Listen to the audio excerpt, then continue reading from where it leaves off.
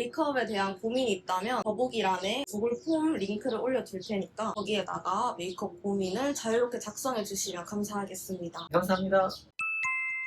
실장님, 저희가 지금 밑바이가 아니잖아요. 나와서 지금 커피도 마시고 있는데 마침 구독자분께서 메이크업 고민 상담을 또 보내주셨는데 어떻게 질문해도 될까요? 잠깐 촬영해볼까? 네? 네. 질문해주세요. 그러면. 이분은 26살이고 여자 회사원분이세요. 얇은 속쌍꺼풀을 갖고 있고 작은 코에 얇은 입술, 긴 턱을 가지고 계세요.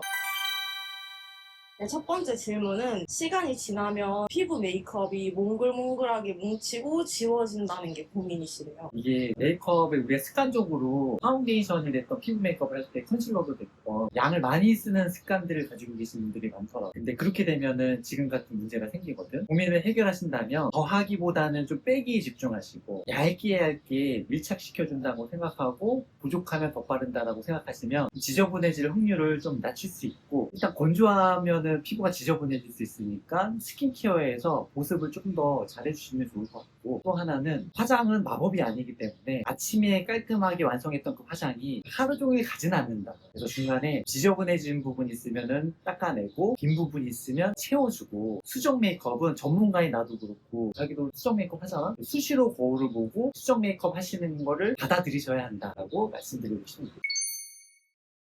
두 번째 질문도 피부 관련 질문인데요. 주근깨를 가려서 깔끔한 피부 표현을 하시고 싶으시대요. 가린다의 사전적인 의미가 컨실러라는 뜻이거든. 그래서 제품을 쓸 때는 컨실러를 써야 되는데, 아무래도 컨실러는 두께를 줘서 커버한다는 느낌이니까 밀어내는 테크닉보다는 두들기는 테크닉을 쓰셔야 되는데, 단점은 화장한 티는 많이 나실 거다. 그리고 고체 컨실러가 있고 리퀴드형 컨실러가 있는데, 액상형 컨실러는 아무래도 커버력이 좀 낮으니까 고체형 컨실러를 쓰시는 게 좋고, 고체형 컨실러를 하나를 썼는데도 커버가 좀 약하다 하면 두 개의 제품을 쓰셔도 되고 세 개의 제품을 쓰셔도 좋으니까 두께를 좀 더 추가를 한다라고 생각하시면 만족하는 커버를 완성하실 수 있을 것 같아요.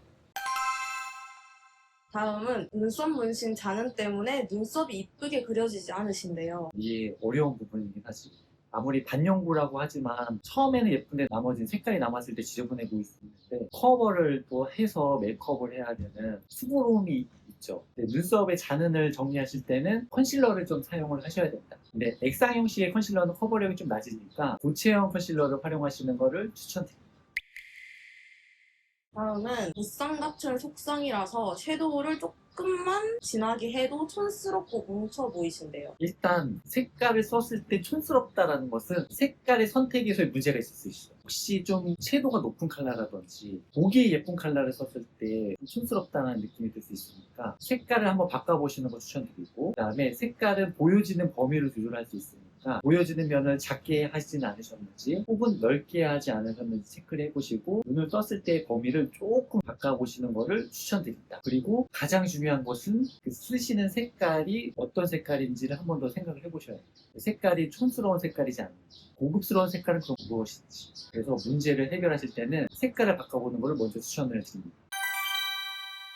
다음은 고양이처럼 아이라인을 올려 그리고 싶은데 눈꼬리와 쌍꺼풀이 아래로 처져서 그리기 힘드시대요. 우리가 메이크업을 해드릴 때도 아이라인 테크닉은 정말 어려운 테크닉이라서 말로 설명하는 데는 좀 한계가 있긴 한데, 나 같은 경우에는 메이크업 해드릴 때 이 언더라인에 따라서 라인을 좀 시켜 올리는 그런 편이거든요. 우리 미적인 거에서는 균형과 조화를 맞춰야 되기 때문에 양쪽을 그려놓고 지우시면서 짝을 좀 맞춰주는 거를 추천을 드려요. 원래 캐치아이가 테크닉이 진짜 어려운 테크닉이긴 합니다. 한 번에 잘 그리려고 노력하지 말고, 또 한쪽이 잘 그려졌더라도 한쪽이 또 안 맞거든. 언더라인에 따라서 라인을 대충 그려놓고 면봉으로 좀 지워가면서 균형과 조화를 맞춰주는 거를 추천드립니다.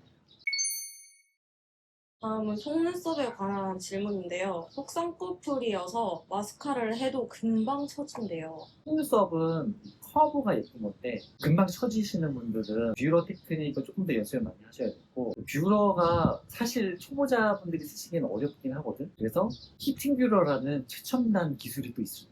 히팅 뷰러는 열을 활용하는 거기 때문에 아이래쉬 컬러를 쓰시고 난 다음에 히팅 뷰러 열로 조금 더 커브가 될 수 있게끔 도와주시면 처짐을 방지할 수 있고, 그래도 처짐이 있다 그러면 래쉬 픽서라는 거를 활용을 하면 스프레이 뿌린 것처럼 고정이 딱 되거든요. 하나로 안 되면 두 개를 쓰고, 두 개를 안 되면 세 개까지 활용을 해서 최대한 문제를 해결하실 수 있으면 좋을 것 같습니다.